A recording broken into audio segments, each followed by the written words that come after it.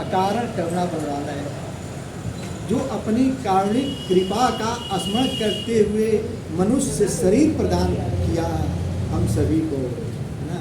आइए, सिय राम मैं सब जग जानी, करहि प्रणाम जोर जुटानी। हम सभी के अंतस्थ परमात्मा को नमन करते हुए आप सबकी मंगल कामना।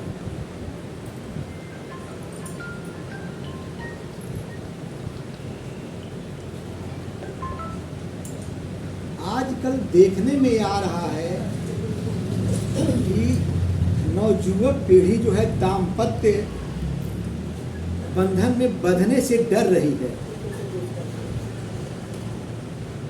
जो सृष्टि के उत्तरोत्तर वृद्धि के एक पवित्र यज्ञ में हवन देने से बच रहे, जिसके पीछे कारण क्या है कि बढ़ती आधुनिकता, कि जब हम दाम्पत्य सूत्र में बंधेंगे तो इन तमाम तरह की आधुनिक चीज़ों का हमको इकट्ठा करना पड़ेगा, तो कहाँ से आएगा। हमारा सुंदर कांड यही बताता है कि समस्या से पहले समाधान हाजिर रहता है। जब रावण माँ को समझाने के लिए जाता है कि नहीं मानोगी तो 1 महीने के अंदर मार देंगे, उसके पहले समाधान हनुमान जी महाराज उस वृक्ष के ऊपर जो है बैठे हुए। यह संकेत करता है, बताता है सुंदरकांड कि समस्या से पहले समाधान मौजूद रहता है। तो फिर जब समस्या से पहले समाधान है तो नवयुवक पीढ़ी क्यों डर रही है। आप देखेंगे कि शादी का कार्यक्रम जब शुरू होता है, जब शादी की तिथि तय हो जाती है तो एक मंडप बनता है। उस मंडप को हमारे यहाँ तो माड़ो कहते हैं, अब इधर पता नहीं क्या कहते हैं, माड़ो कहते हैं, मंडप भी। अब कल तो आधुनिक जमाना आ गया, होटलों में शादी हो रही है, लेकिन जो माड़ो बनता है उसमें सबसे पहले बांस की ज़रूरत पड़ती है, हरे बांस की, और कुछ की ज़रूरत पड़ती है ऊपर से छाने के लिए।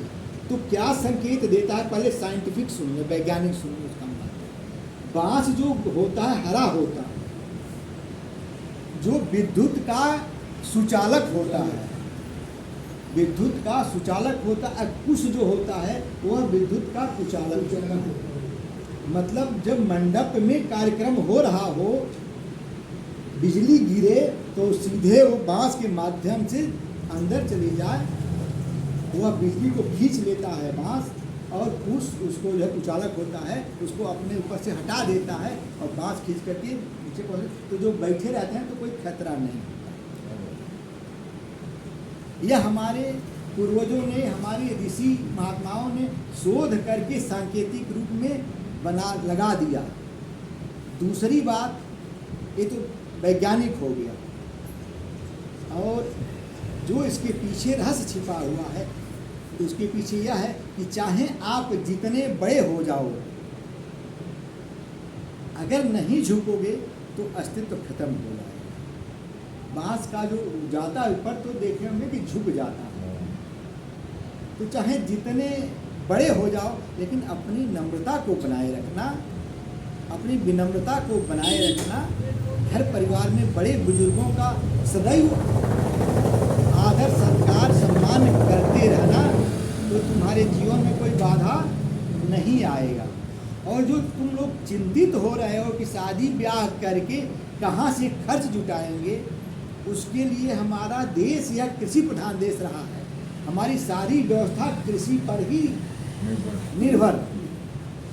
इसीलिए भगवान राम और माँ सीता का विवाह 2 संकेत है। भगवान राम कहाँ से उत्पन्न हुए? ऋषि परंपरा से पैदा हुए, जग से पैदा हुए ना, ऋषि परंपरा से। और माँ जानकी कहाँ से पैदा हुई? कृषि परंपरा से, हल चलाते हुए मिली थी। तो जब ऋषि परंपरा और कृषि परंपरा दोनों साथ रहेगी तो जीवन खुशहाल रहेगा। और इसलिए क्यों डरते हो? आप देखे होंगे कि सबसे पहले दाम्पत्य जीवन में बंधने के बाद से किस चीज़ की जरूरत होती है? एक मकान की, घर की एक ज़रूरत पड़ती है। तो चिंता न करो ऐ नवयुवकों, तुम्हारे लिए ये बांस है ना, ये फ्री में भी मिल जाया करता, अब तो शायद बिक रहा है, पहले फ्री में ही मिलता था, ये तुमको फ्री में मिल जाएगा बांस, और या कुछ मिल जाएगा, एक झोपड़ी तुम तैयार कर सकते हो रहने की।